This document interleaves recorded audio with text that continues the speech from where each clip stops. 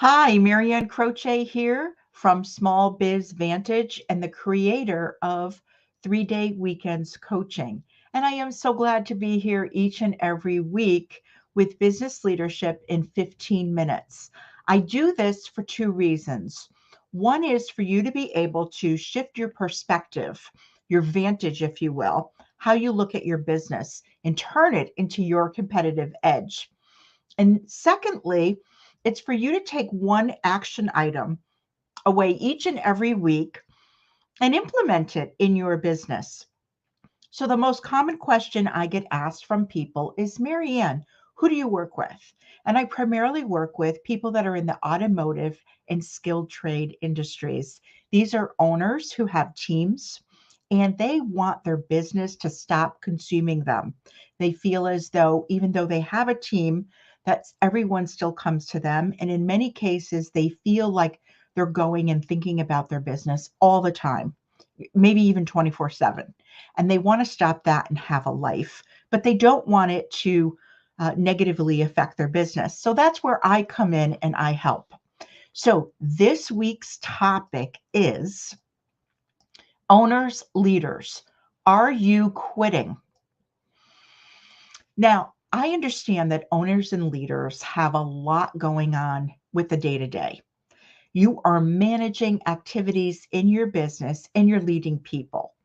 And I say this as a reminder because many owners and leaders aren't quite sure of their role. They're not really sure what that role is. Because when I talk to owners, when I first speak with clients, many of them will tell me a number of things. Most end up telling me that they're doing it all. I'm asking them more about their role, and these are the things that they're saying. They also say they pitch in where and when they're needed. Lastly, they don't have a defined role or job description for themselves. They may have it for other roles in their business, but not for themselves. And I want to tell you that I really get this. I understand because Tony and I were in the exact same boat when we opened up our auto repair shop in 1999. So I understand because I've been there. And I want to give you a huge owner tip because this will save you years of frustration. Own your owner role. Don't just be an operator of your business, really own the owner role. The sooner that you step into your owner leader role, the better you'll be able to manage your day to day and lead your team. And that is part of your role as an owner. It's huge. So the first year is really the hardest. And I understand because there is so much that you feel that you're responsible for. And getting a handle on all areas of your business really can feel like a lot in the early stages. So the five areas of business are your sales, your marketing, your operations, people, and financials. Regardless of what your business is, those are really the five areas of any business. And getting a handle on all of those can be really what I call overload for owners because you're not an expert in all of those areas. Everyone has their wheelhouse.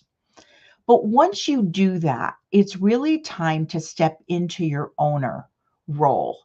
Step into that and quit doing it all. So I want to talk about three owner leader strategies that could really help you accomplish this. First off, define your role as the owner. Actually write this down. Whether you use an iPad, digital, or paper and pen, it doesn't matter. Include your core values. Also include your non-negotiables and tasks or activities that you won't outsource or delegate. So, for example, you're going to include your core values, and one of them may be respect.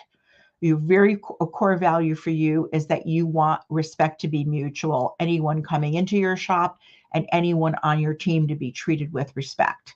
And that just is a core value, respect, both ways. A non-negotiable may be for you stealing, you know, any form or kind of stealing, that's a non-negotiable. We don't deal with it. So you have to create these that are personal for yourself. And tasks or activities that you won't outsource or delegate. For me, it's the financials. Even if you have a bookkeeper, you have an accountant, all of those things, but you still want to be in touch and have a handle on financials. That's something that I won't ever outsource or delegate. So you write them for yourself. Then write a job description. This is a great way to hold yourself accountable because now you have what your role is written down. There's no arguing, no excuses. And lastly, the third part of this is assess yourself each quarter. Are you sticking to your role or are you veering off and getting into other areas? What activities have you been doing? So you go and you review, look at your calendar and see what have your days been filled with. Do you fall back to the old ways? That's what you want to make sure that you're not doing. You want to make sure that you're really owning that role. So routines and habits really develop over time. And one of the biggest challenges for owners and leaders is actually delegating. And this really does feel like owner overload. That's what I call it. Because you're taking so much on for so long, it could actually seem like there is no other way. This is the way an owner is supposed to operate. Quit thinking like that. Shift your perspective and think of the owner leader role and think of the owner leader that you are meant to be. What are the traits? What are the characteristics that you should have to do that? Really be aware of that. Because once you step into that role and you own it, you will actually attract the right team and they will thrive if you lead by example. You will be able to next level your business when you see your business as separate from you. Many people see themselves as their business, and that could end up really affecting you next leveling. And lastly, your systems and processes will not only guide, but they will empower your team.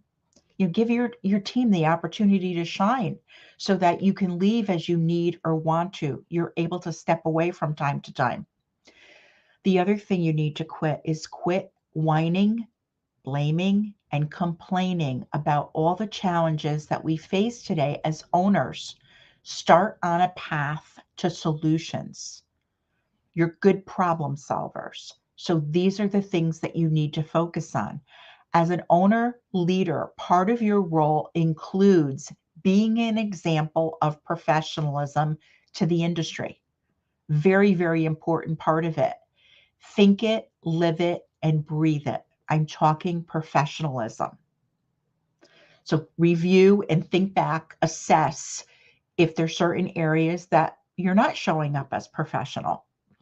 A great way to challenge yourself is to imagine if you couldn't be at your business for 6 months, how would you want a manager to act?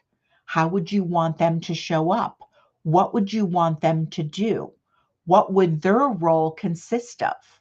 So if you think about writing this job description out as if you were giving it to a manager, are you even doing those same things?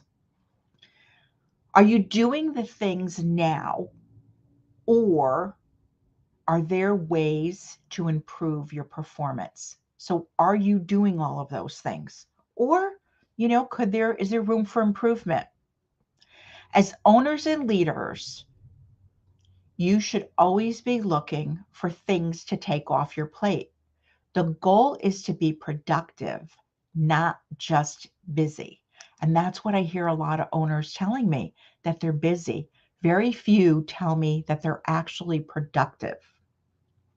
So I would love to know what you are ready to quit as an owner or a leader. What are you ready to stop doing and take off your plate?